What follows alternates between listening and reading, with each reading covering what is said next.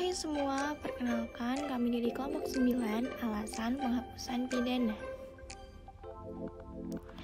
Nama anggota kelompok kami yang pertama ada Nanda Setia, yang kedua ada Muning Tias Naila, yang ketiga ada Mariza Adina, yang keempat ada Anissa Batiani, dan yang terakhir ada Zertul Aulia. Yuk langsung aja ke materinya. Apa sih alasan penghapus pidana? Dalam hukum pidana ada beberapa alasan yang dapat dijadikan dasar bagi hakim untuk tidak menjatuhkan hukuman atau pidana kepada para pelaku atau terdakwa yang diajukan ke pengadilan karena telah melakukan suatu tindak pidana. Nah, alasan-alasan tersebutlah biasanya dinamakan alasan penghapus pidana.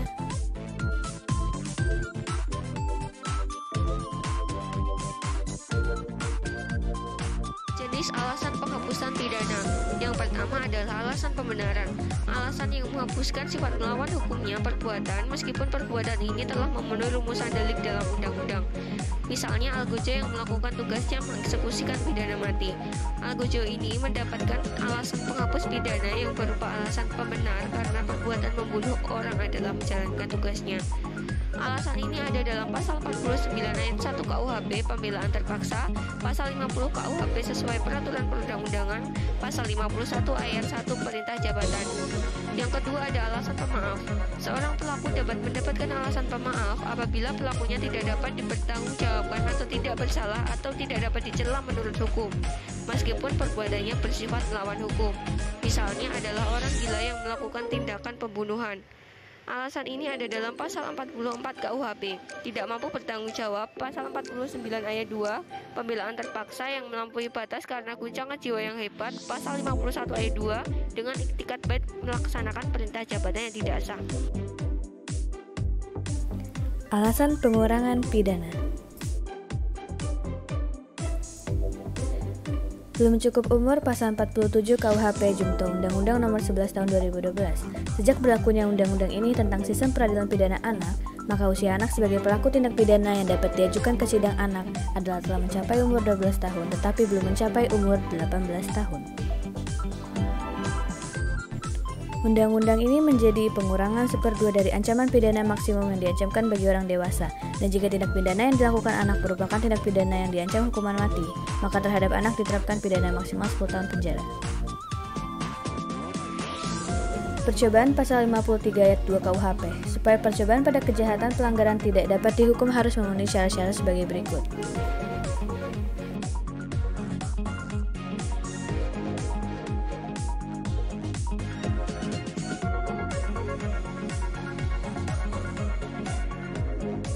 Pembantuan pasal 56 dan pasal 57 KUHP.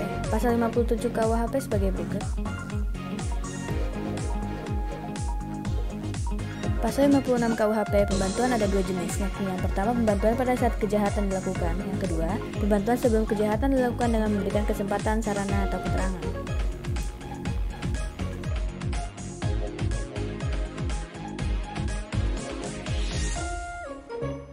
Yang selanjutnya itu adalah alasan penambahan pidana. Dalam KUHP dikenal 3 macam alasan penambahan pidana. Yang pertama itu adalah pasal 52 KUHP. Jikalau seorang pegawai negeri melanggar kewajiban yang istimewa dalam jabatannya karena melakukan perbuatan yang dapat dihukum atau pada waktu melakukan perbuatan yang dapat dihukum memakai kekuasaan, kesempatan, atau daya hukum pidana. Contohnya itu adalah yang pertama, seorang polisi ditugaskan menjaga suatu bank negara supaya pencuri tidak masuk, tapi malah dia sendiri yang mencuri. Yang kedua itu adalah seorang bendaharawan yang menggelapkan uang. Menurut pasal 52 KUHP, hukumannya dapat ditambah sepertiganya. Yang kedua itu adalah residif. Residif adalah pengulangan tindak pidana. Residivis adalah orang yang telah melakukan suatu kejahatan dan sudah dijatuhi hukuman. Akan tetapi, setelah itu ia sebelum 5 tahun berlalu melakukan jenis kejahatan itu lagi atau menurut undang-undang sama jenisnya. Syarat residif adalah mengulangi kegiatan yang sama atau oleh undang-undang dengan sama macamnya. Oleh undang-undang dengan sama macamnya itu sama pasal yang tersebut dalam pasal 446 KUHP meskipun lain yang akan ditempati dengan sama. Yang ketiga itu adalah konkursus. Konkursus dibedakan atas 3 jenis. Yang pertama itu adalah konkursus idealis atau gabungan suatu perbuatan dalam pasal 63 KUHP. Yang kedua itu adalah verbose handling atau perbuatan berlanjut dalam pasal 64 KUHP. Yang ketiga itu adalah konkursus realis atau gabungan beberapa perbuatan dalam pasal 65 KUHP. Materi yang terakhir adalah asas-asas penghapus pidana. Dalam ajaran alasan penghapusan pidana, terdapat 3 asas yang sangat penting untuk kita ketahui. Apa saja asas-asas tersebut? Mari kita simak. Yang pertama adalah asas subsidiaritas. Asas subsidiaritas berlaku jika ada benturan antara kepentingan hukum dengan kepentingan hukum dengan kewajiban hukum, dan kewajiban hukum dengan kewajiban hukum. Artinya, asas subsidiaritas ini berlaku jika kekerasan atau pembelaan yang dilakukan haruslah terpaksa dilakukan dan tidak ada jalan lain lagi yang mungkin ditempuh untuk menghindarkan diri dari serangan atau ancaman serangan, atau dengan kata lain, perbuatan harus terpaksa dilakukan untuk pembelaan yang sangat perlu. Sebagai contoh, misalnya seorang A mendapati seorang pencopet yang sedang meraba-raba kantong celananya yang ingin mengambil dompet dari si A ini. Maka seketika itu, si A menebas tangan pencopet tersebut dengan parang hingga putus. Nah, seharusnya A cukup hanya melakukan hal-hal atau tindakan antisipatif yang di sini hanya bersifat melumpuhkan atau membuat pencopet tersebut tidak lagi bisa melanjutkan aksinya, misalkan dengan menepis tangan pencopet tersebut. Kemudian yang kedua, asas proporsionalitas. Maksud dari asas proporsionalitas adalah ada keseimbangan antara kepentingan hukum yang dibela atau kewajiban hukum yang dilakukan. Artinya, pembelaan harus seimbang dan sebanding dengan serangan.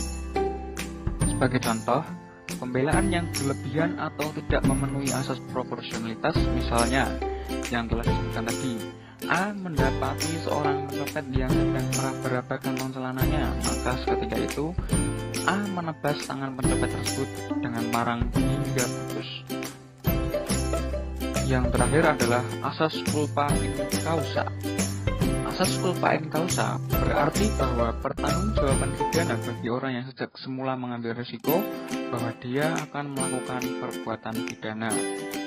Sebagai contoh, asas culpa in causa berlaku jika yang pertama, ada seseorang berada di dalam situasi darurat atau terpaksa. Dalam hubungan dengan pembelaan terpaksa ini berarti ada orang lain yang menyerang dirinya. Yang kedua, keberadaan seseorang itu dalam situasi darurat tersebut dapat dicelakakan kepada yang bersangkutan itu sendiri. Dalam kutipan di atas dikatakan bahwa orang itu diserang sebenarnya karena ulahnya sendiri. Yang terakhir, orang itu tetap bertanggung jawab. Dalam kutipan dikatakan bahwa sekalipun serangan itu bersifat melawan hukum, tetapi yang diserang tidak dapat menggunakan alasan pembelaan terpaksa. Terima kasih semuanya yang sudah menyaksikan dari awal sampai akhir. Thank you.